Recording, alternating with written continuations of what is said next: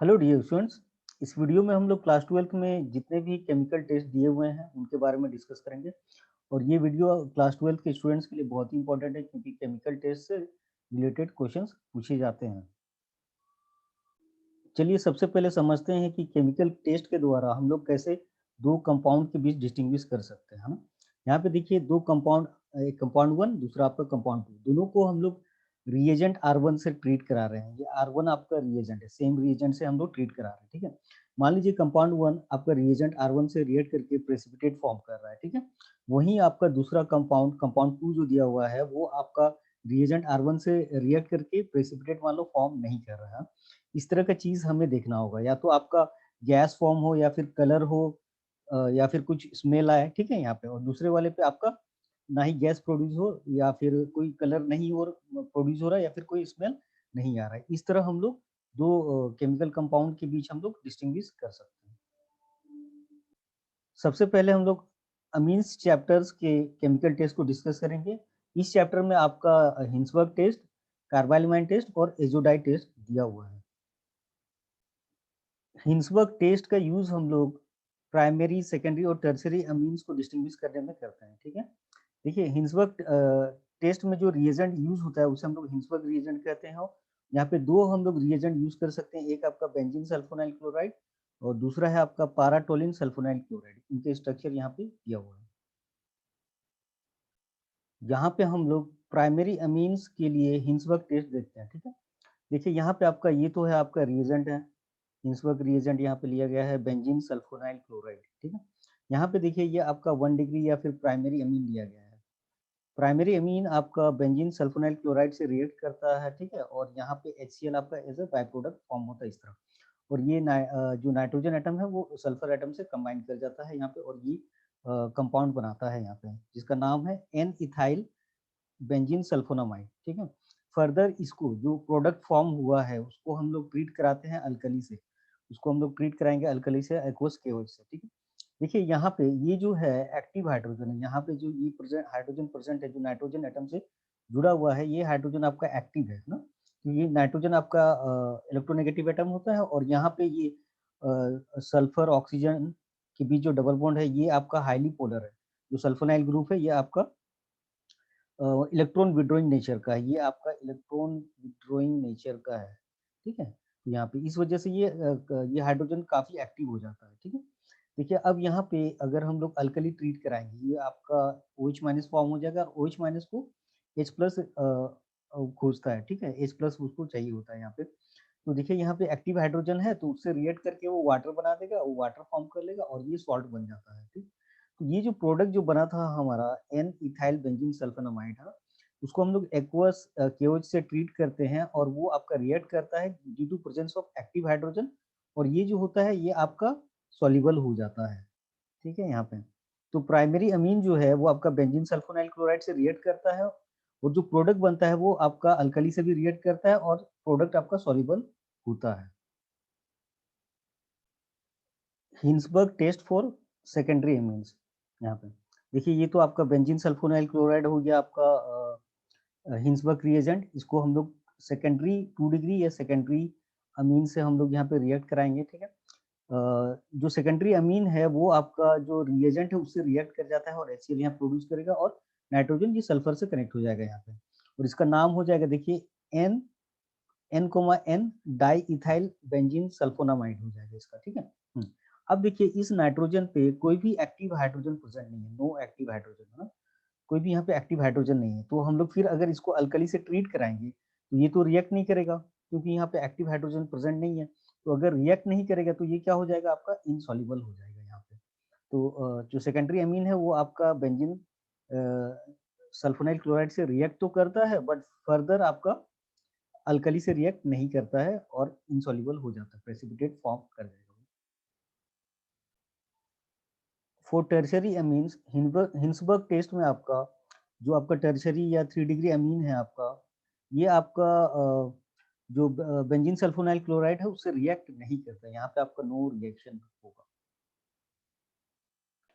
यहाँ पे हम लोग प्राइमरी, सेकेंडरी और टर्शरी अमीन्स का तीनों का ही यहाँ पे हम लोग हिंसबर्ग टेस्ट साथ में देखते हैं। ये आपका हो गया प्राइमरी अमीन 1 डिग्री अमीन, ये आपका 2 डिग्री अमीन और ये आपका 3 डिग्री अमीन, ठीक है। देखिए प्राइमरी अमीन जो है वो आपका हिंसबर्ग रिएजेंट जो है यहाँ पे बेंजीन सल्फोनाइल क्लोराइड से इसे रिएक्ट करता है और आपका ये प्रोडक्ट फॉर्म करता है और ये फर्दर अल्कली से मतलब हम लोग यहाँ पे एक्वस केओएच से ट्रीट कराएंगे और ये आपका रिएक्ट करता है और ये आपका सॉल्युबल हो जाता है, सॉल्युबल यहाँ पे हो जाता है। बट देखिए यहाँ पे सेकेंडरी देखिए, सेकेंडरी या 2 डिग्री अमीन देखिए ये आपका रिएक्ट तो करता है बेंजीन सल्फोनाइल क्लोराइड से, बट यहाँ पे जब हम लोग अल्कली ट्रीट करते हैं यहाँ पे ये इनसॉल्युबल हो जाता है, इनसॉल्युबल होता है क्योंकि वो रिएक्ट नहीं करता है क्योंकि यहाँ जो प्रोडक्ट जो फॉर्म हुआ है उसमें आपका एक्टिव हाइड्रोजन एब्सेंट है, ठीक है। और जो अब जब 3 डिग्री वाला जब बेंजीन सल्फोनाइल क्लोराइड से यहाँ पे वो रिएक्ट ही नहीं करता है, यहाँ पे आपका नो रिएक्शन होगा, ठीक है। तो प्राइमरी अमीन आपका बेंजीन सल्फोनाइल क्लोराइड से रिएक्ट करता है, प्रोडक्ट फॉर्म करेगा और फिर फर्दर वो आपका अल्कली से भी रिएक्ट करता है और फाइनली सॉल्युबल हो जाएगा। जबकि आपका जो सेकेंडरी है या फिर 2 डिग्री वाला है आपका अमीन, वो आपका बेंजीन सल्फोनाइल क्लोराइड से रिएक्ट करेगा, बट ये यहाँ पे अल्कली से रिएक्ट नहीं करेगा, ये इनसॉल्युबल हो जाएगा। और जो टर्सरी है वो आपका रिएक्ट ही नहीं करेगा, ये चीज़ है। ऐसे आप डिस्टिंग्विश कर सकते हो अमीन्स को। दूसरा रिएक्शन है आपका कार्बाइल एमाइन टेस्ट, ठीक है। इस टेस्ट में हम लोग एलिफेटिक या एरोमेटिक प्राइमरी अमीन्स को हम लोग हीट करते हैं क्लोरोफॉर्म के साथ। ये CH Cl3 आपका क्लोरोफॉर्म है इन प्रेजेंस ऑफ KOH ना, इसमें हीट करते हैं और यहाँ पे ये आपका आइसोसाइनाइड फॉर्म होता है, ये आपका आइसोसाइनाइड यहाँ पे फॉर्म होगा और इसका फॉल स्मेल होता है। इस स्मेल की वजह से हम लोग क्या बोलते हैं कि सामने जो अमीन है वो आपका प्राइमरी अमीन है यहाँ पे, और ये आपका सेकेंडरी और टर्शरी अमीन्स ये रिएक्शन शो नहीं करता है यहाँ पे, ठीक है। और इसको हम लोग ये कार्बाइल एमाइन टेस्ट हम लोग प्राइमरी अमीन्स के लिए करते हैं, चाहे वो आपका एलिफेटिक हो या एरोमेटिक, दोनों ही आपका कार्बाइल एमाइन टेस्ट शो करता है। एजोडाई टेस्ट, एजोडाई टेस्ट हम लोग एरोमेटिक अमीन्स के लिए करते हैं, ठीक है। यहाँ देखिए एक एरोमेटिक अमीन लिया गया है, इसका नाम है एनिलीन। एनिलीन को हम लोग रिएक्ट करा रहे हैं नाइट्रस एसिड से, नाइट्रस एसिड है ये आपका, ठीक है। टेम्परेचर देखिए यहाँ पे आपका 273 केल्विन से 278 केल्विन है ना, बहुत ही कम है, ये आपका 0 डिग्री सेल्सियस से 5 डिग्री सेल्सियस तक का बात हो रहा है यहाँ पे, ठीक है। और जब इसे रिएक्ट करता है तो ये आपका बेंजीन डाइजीनियम क्लोराइड फॉर्म होता है यहाँ पे, इस टेम्परेचर पे ये आपका स्टेबल होता है। फिर हम लोग इस बेंजीन डाइजीनियम क्लोराइड को 2 नेप्थोल से रिएक्ट कराते हैं और ऑरेंज कलर डाई फॉर्म होता है यहाँ पे, ठीक है। यहाँ पे तो ये एजोडाई टेस्ट आपका एरोमेटिक अमीन्स के लिए होता है और फाइनली आपका इस टेस्ट में आपका ऑरेंज कलर डाई प्रोड्यूस होगा इतना स्टेप के बाद। यहाँ पे हम लोग कुछ क्वेश्चन सॉल्व करेंगे, दो कंपाउंड यहाँ पे अलग अलग दिया हुआ है, कौन से केमिकल टेस्ट से हम लोग इन दोनों को डिस्टिंग्विश कर सकते हैं, ये सब हमें अब सॉल्व करते हैं। यहाँ पे देखिए इस क्वेश्चन में हमें डिस्टिंग्विश करना है मिथाइल अमीन और डाइमिथाइल अमीन के बीच। मिथाइल अमीन का स्ट्रक्चर ये होता है और डाइमिथाइल अमीन का ये होगा आपका, ठीक है। देखिए यहाँ पे स्ट्रक्चर देखो आप, मिथाइल अमीन ये आपका क्या हो गया 1 डिग्री हो गया, प्राइमरी हो गया, जबकि ये आपका 2 डिग्री हो गया यहाँ पे, है ना। नाइट्रोजन यहाँ पे आपका डायरेक्टली 2 कार्बन से अटैच है इसलिए सेकेंडरी या फिर 2 डिग्री, ये वाला नाइट्रोजन आपका 1 कार्बन से अटैच है इसलिए प्राइमरी, ठीक है। और हमने पढ़ा था कि जो 1 डिग्री अमीन होगा या प्राइमरी अमीन होगा वो आपका गिव्स कार्बाइल एमाइन टेस्ट, है ना। ये आपका कार्बाइल एमाइन टेस्ट देगा, मतलब क्या हुआ यहाँ पे, इसको ये जो मिथाइल अमीन है आपका इसको हम लोग रिएक्ट कराएंगे क्लोरोफॉर्म से, क्लोरोफॉर्म से रिएक्ट कराएंगे CH Cl3 प्लस, है ना, KOH, और ये आपका दे देगा मिथाइल आइसोसाइनाइड यहाँ पे दे देगा और इसी का आपका हो जाएगा फॉल स्मेल यहाँ पे, है ना, यहाँ पे फॉल स्मेल। और अगर हम लोग यहाँ पे सेकेंडरी वाले को यहाँ पे आपका ये नो कार्बाइल एमाइन टेस्ट, है ना, no carbylamine test, no carbylamine test यहाँ पे, है ना। यहाँ पे कोई मतलब हम अगर इसको डाइमिथाइल अमीन को अगर हम लोग क्लोरोफॉर्म CH Cl3 प्लस, है ना, KOH से अगर रिएक्ट कराएंगे तो यहाँ पे हमें कोई फॉल स्मेल नहीं मिलेगा क्योंकि ये प्रोडक्ट फॉर्म होगा ही नहीं, ठीक है। तो इस तरह हम लोग डिस्टिंग्विश कर सकते हैं इसको। हाँ, यहाँ हमें डिस्टिंग्विश करना है सेकेंडरी और टर्सरी अमीन्स के बीच, ठीक है। तो सेकेंडरी और टर्सरी अमीन को डिस्टिंग्विश करने के लिए हम लोग हिंसबर्ग टेस्ट का यूज करेंगे, हिंसबर्ग टेस्ट का यूज करेंगे, ठीक है। अब यहाँ पे देखिए, यहाँ पे आपका ये आपका सेकेंडरी हो गया, ये आपका टर्सरी हो गया, ठीक है। यहाँ पे टर्सरी हो गया, ठीक है। तो देखिए जो सेकेंडरी हो गया यहाँ पे वो आपका जो रिएजेंट है बेंजीन सल्फोनाइल क्लोराइड से इसे रिएक्ट करता है ना, इसे रिएक्ट करता है और जब हम लोग इसको अल्कली से ट्रीट करते हैं ये आपका इनसॉल्युबल हो जाता है, इनसॉल्युबल, ठीक है, इनसॉल्युबल हो जाएगा यहाँ पे। बट यहाँ पे जो टर्शरी अमीन है वो आपका बेंजीन सल्फोनाइल क्लोराइड से रिएक्ट ही नहीं करता है, इसलिए नो रिएक्शन है ना। यहाँ पे एक चीज नोट कीजिएगा कि यहाँ पे अमीन तो है, सेकेंडरी और टर्शरी अमीन के बीच में डिस्टिंग्विश करना है। तो यहाँ हम कार्बाइल एमाइन टेस्ट नहीं कर सकते हैं, क्यों? क्योंकि कार्बाइल एमाइन टेस्ट आपका केवल प्राइमरी के लिए होता है, ठीक है। तो सेकेंडरी और टर्शरी को डिस्टिंग्विश करने के लिए हम लोग यहाँ हिंसबर्ग टेस्ट का यूज करेंगे। यहाँ हमें डिस्टिंग्विश करना है इथाइलएमीन एंड एनिलीन के बीच। देखिए इथाइलएमीन ये हो गया आपका और ये आपका एनिलीन हो गया, दोनों ही आपका प्राइमरी है, ये भी आपका 1 डिग्री और प्राइमरी है, ठीक है। यहाँ हम लोग ना ही कार्बाइल एमाइन टेस्ट यूज कर सकते हैं, है ना, दोनों, क्योंकि दोनों ही आपका क्या हो गया यहाँ पे प्राइमरी हो गया, ठीक है।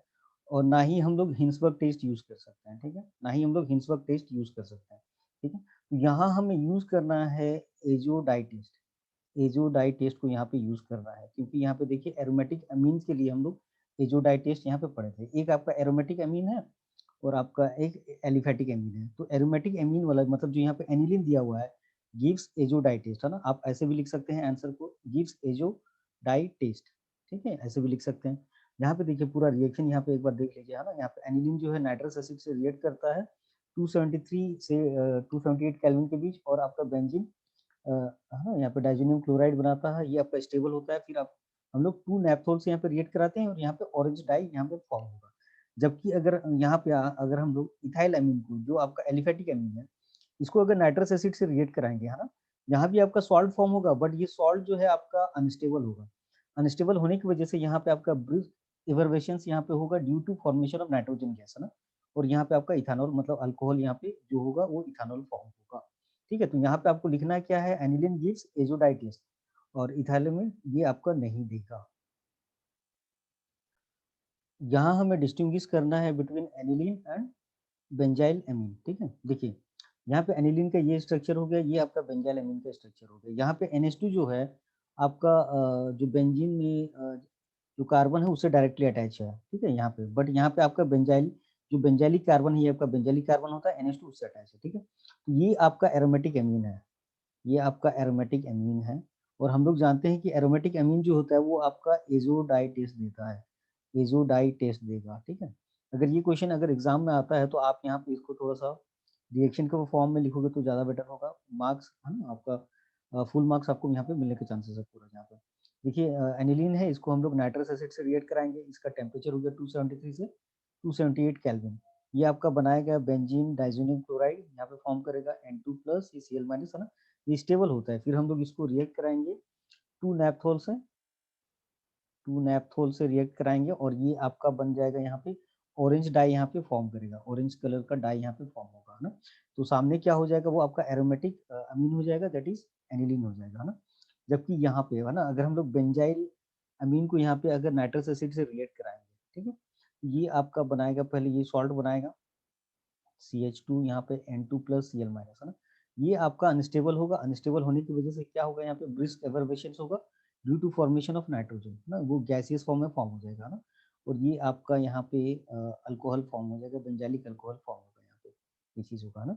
तो एनिलीन आपका एजोडाई टेस्ट देगा और एजोडाई टेस्ट में वो ऑरेंज कलर डाई यहाँ पे फॉर्म करेगा, जबकि बेंजाइल एमीन है ना ब्रिस्क एवर्बेशन है ना होगा, वहाँ पे आपका बबल्स फॉर्म होगा due to formation of nitrogen gas.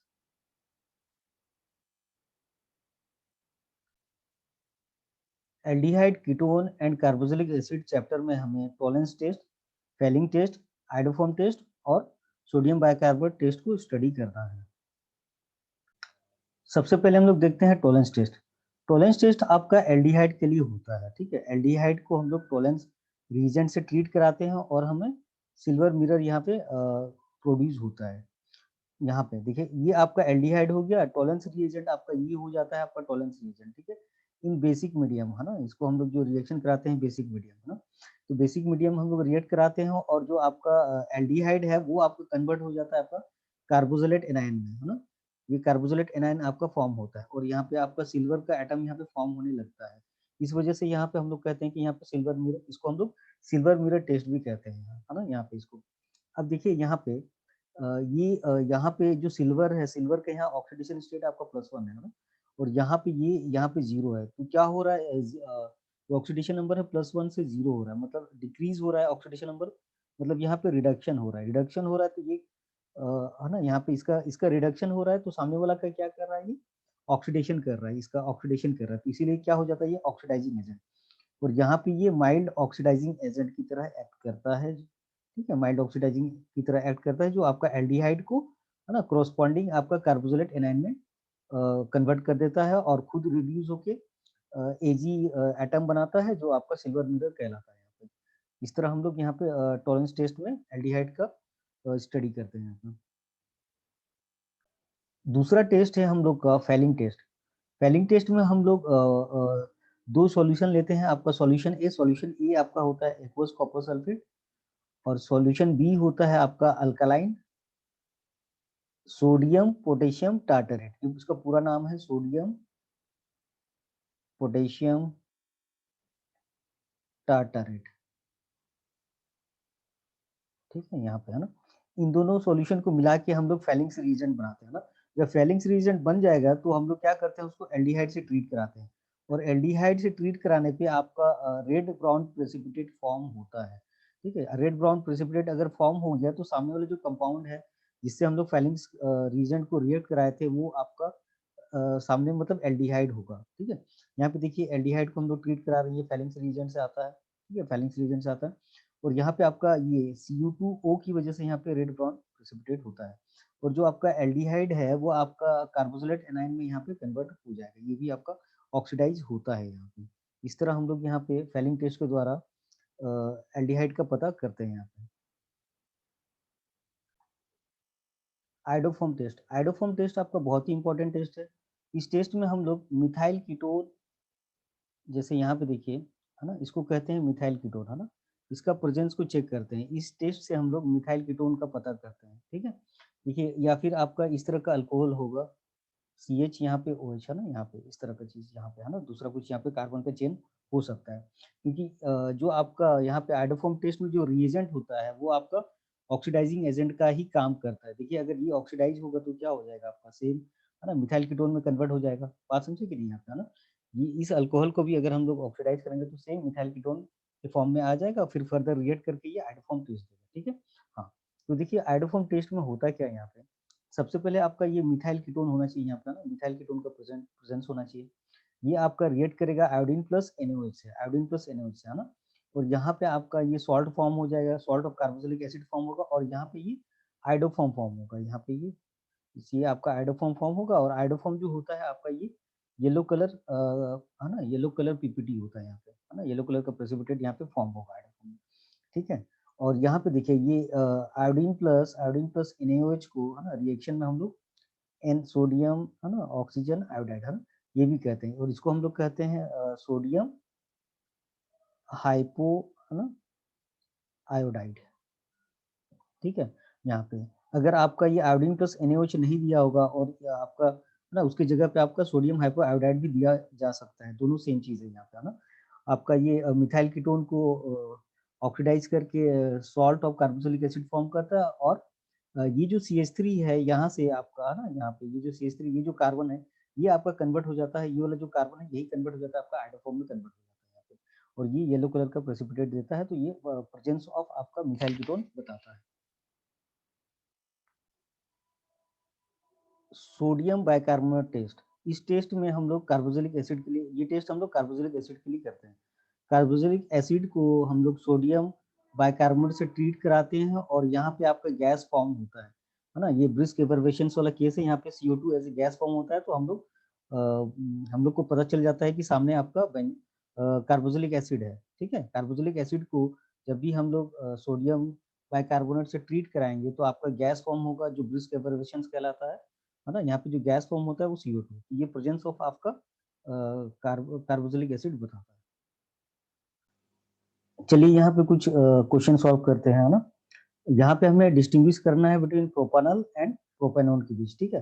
प्रोपानल जो होता है ये आपका एल्डिहाइड होता है, एल्डिहाइड, है ना, और जो एल्डिहाइड हो, और ये प्रोपानॉन जो है आपका कीटोन है, और हम लोग जानते हैं, है ना, यहाँ पे जो एल्डिहाइड है वो आपका यहाँ पे टॉलेंस टेस्ट देता है, ठीक है, टॉलेंस टेस्ट देता है, या फिर ये आपका फेलिंग टेस्ट देगा, ठीक है, फेलिंग टेस्ट देगा, है ना, यहाँ पे फेलिंग टेस्ट देगा, जबकि ये आपका है ना, ये दोनों टेस्ट आपका नहीं देता है, यहाँ पे ना ही टॉलेंस टेस्ट देगा कीटोन जो है, ना ही आपका टॉलेंस टेस्ट देता है, ना ही आपका फेलिंग टेस्ट देगा, ठीक है। यहाँ पे तो हम इस यहाँ पे इसको सॉल्व करने के लिए यहाँ पे लिख सकते हैं कि propanol gives Tollens as well as Fehling test, but ये आपका जो प्रोपानॉल है ये आपका ना ही टॉलेंस देता है ना ही फेलिंग देगा, ठीक है। यहाँ पे हम लोग और एक तरीके से आंसर दे सकते हैं, जैसे यहाँ पे देखिए प्रोपानॉल को देखिए यहाँ पे ध्यान से, है ना, तो प्रोपानॉल में देखिए मिथाइल कीटोन है ना, मिथाइल कीटोन प्रेजेंट है, बट यहाँ पे मिथाइल कीटोन प्रेजेंट नहीं है, यहाँ पे एब्सेंट है, ठीक है। तो ये आपका क्या देगा, हम लोग और एक तरीके से इसको आंसर दे सकते हैं, ये आपका गिव्स आइडोफॉर्म टेस्ट,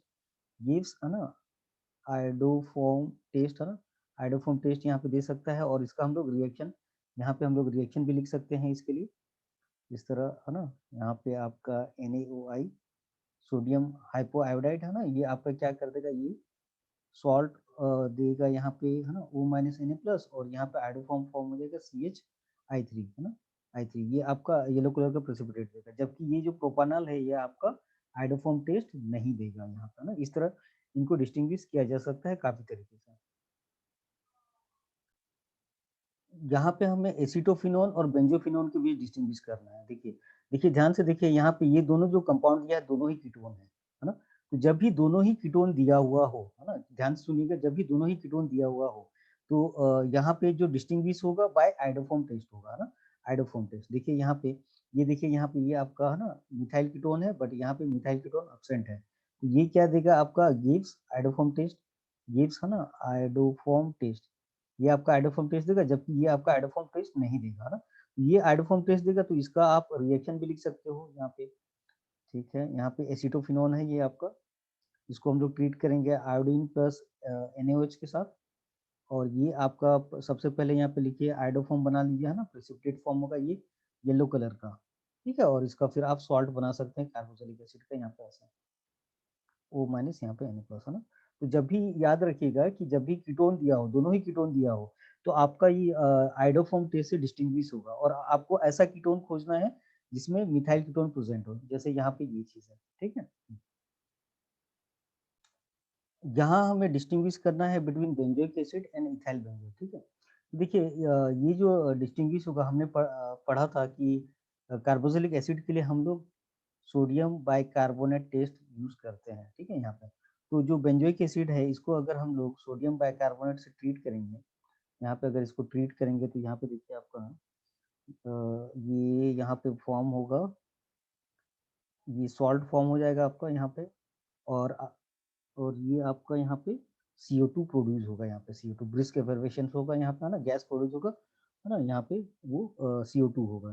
जबकि यहाँ पे अगर इसको सोडियम बाइकार्बोनेट से ट्रीट करेंगे, यहाँ पे है ना, नो ब्रिस्क एफर्वेशन, यहाँ पे है ना, कोई यहाँ पे आपका गैस यहाँ पे प्रोड्यूस नहीं हो रहा है, यहाँ पे है ना, कोई गैस यहाँ पे प्रोड्यूस नहीं हो रहा है यहाँ पे, जबकि आपका बेंजोइक एसिड में आपका है ना ब्रिस्क एफर्वेशन होगा due to formation of CO2, ठीक है। इसको आपको ऐसे लिखना होगा।